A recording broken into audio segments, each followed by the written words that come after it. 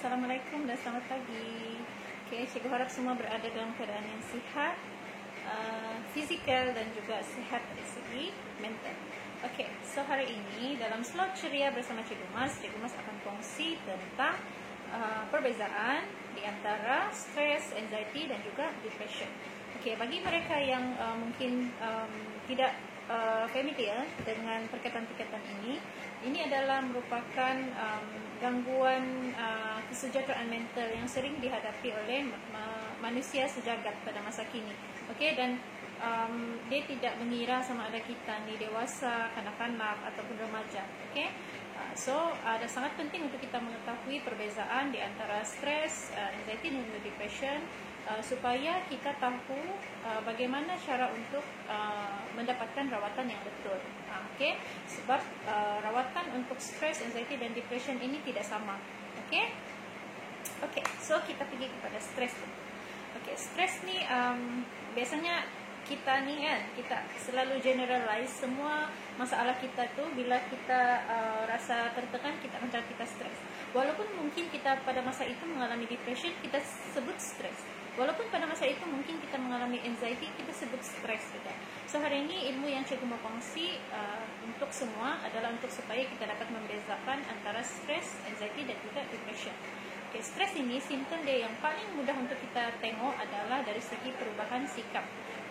Mungkin ada orang, kita ni manusia ni dia ada personality dia yang tersendiri. Personality ni nanti cikgu Mas akan kupas dalam tajuk lain. Kita ada kita punya personality sendiri. So kita ni ada orang yang pendiam, ada orang yang memang panas baran, ada orang yang ceria, ada orang yang pendiam kan. So kita ada pelbagai personality. So seandainya personality kita itu berubah dari, contohnya macam cikgu ni seorang yang ceria. Tiba-tiba dalam 2-3 hari kebelakangan ini cikgu cepat marah. Cepat tersentuh. Sikit-sikit terasa, sikit-sikit marah. Marah yang sampai orang kata boleh mengganggu orang yang di sekeliling kita. So bila itu berlaku, kita kemungkinan ada simptom stres. Itu adalah ciri yang paling common lah, yang paling mudah untuk kita lihat. Dia agresif, dia marah. Ada yang mungkin boleh sampai tangan, dia boleh memukul. Mungkin suami stres dengan isteri, suami pukul isteri, contohlah. Ibu stres dengan anak, ibu pukul anak. Itu semua ada sudah ciri-ciri stres. Tapi nanti baru cikgu bagi tahu tentang bagaimana untuk kita melihat sama ada stres kita tu perlu dirawat oleh profesional ataupun boleh dirawat sendiri. Itu nanti kejap. Yang kedua adalah anxiety. Tadi stres kan. Anxiety ni adalah bahasa Inggeris ni anxiety, bahasa Melayu dia adalah kebimbangan. Kebimbangan melampau. Kita semua ni ada rasa bimbang kan. Kita biasanya kalau kita menunggu sesuatu, contohnya mau duduk exam ataupun mau pergi temu juga kan, kita mesti ada rasa nervous, rasa bimbang. Tetapi sekiranya kebimbangan itu terlalu melampau, keterlaluan, dia boleh membawa kepada panic attack. Bila kita panik, kita punya sistem pernafasan tu akan mendapat kesan. Kita punya dekupan jantung tu akan berubah menjadi laju. Bila laju, kita akan jadi sesak nafas. Bila sesak nafas, kita akan rasa macam mau pitam, rasa mau pengsan. Dan walaupun dalam keadaan begitu kan, badan kita rasa sejuk, tapi kita berpeluh. Itu ada ciri-ciri anxiety. Paling mudah yang pernafasan tu lah. Kalau macam dia masih boleh, macam orang bimbang ni kan, dia masih boleh senyum apa semua tu, mungkin belum sampai tahap yang teruk. Tapi kalau yang sampai mau pitam, merasa tidak dapat bernafas sudah, itu ada kemungkinan dia ada anxiety yang teruk. Yang ketiga adalah depression. Depression ni dia agak bahaya sikit. Depression ni dia tidak agresif. Dia bila seseorang tu mengalami depression, dia akan bersendirian. Dia akan dia tidak mau bergaul dengan orang lain, dia berkurung, tidak mau bercakap, kurang selera makan. Dia tidak seperti diri dia lah.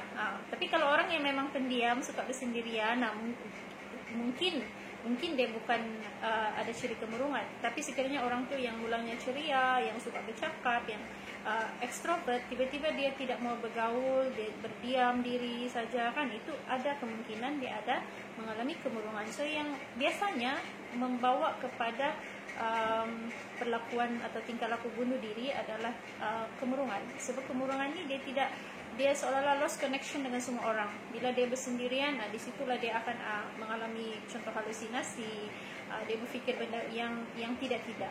Okay, so kebanyakan kes bunuh diri ini berlaku disebabkan oleh depression. Okay, so boleh nampakkan beza antara stress, anxiety dan juga depression. So sangat penting untuk kita mengetahui perbezaan ketiga-tiga ini supaya kita tahu kita berada di kategori yang mana satu. Dia contoh macam kita mau minta obat lah, takkanlah kita sakit mata kan kita minta obat sapu kaki, takkanlah kita demam tapi kita minta obat sakit perut, begitu. Jadi kalau kita sendiri ada ilmu-ilmu seperti ini, kita tahu dan cakna di mana tempat yang kita boleh dapatkan perawatan. So kalau mau cerita panjang tentang rawatan ni, kita perlu ada satu tajuk khas lagi, sebab banyak tempat yang kita boleh minta rawatan sebenarnya. Tetapi untuk kali ini apa yang saya boleh sarankan, ada mungkin boleh jumpa konselor. Konselor satu pilihan yang kalau tidak mau makan ubat lah, kalau tidak bersedia untuk makan ubat, kita boleh jumpa konselor. Yang kedua boleh ke pakar psikiatrik. Okey, pakar psikiatrik dia ada kuasa untuk memberikan, ada authority untuk memberikan preskripsi ubat. Okey, konselor tiada. Konselor tidak ada authority untuk memberikan ubat. Okey, so itu antara pilihan-pilihan common yang biasa dibuatlah, biasa dinasihatkan sekiranya ada di luar sana yang mengalami stress, anxiety ataupun depression. Okey. So untuk hari ini cikgu rasa itu saja yang cikgu mau kongsi. Di slide yang akan datang cikgu cuba untuk kupas lebih dalam tentang bagaimana rawatan yang biasanya ataupun rawatan yang akan diberikan oleh konselor terhadap klien yang mengalami simptom stres, anxiety dan juga depression. Okay, so itu cikgu akan kongsi dalam slot yang akan datang. So itu saja dari cikgu kali ini. Semoga ilmu itu memberi manfaat kepada kita semua. Assalamualaikum, bye.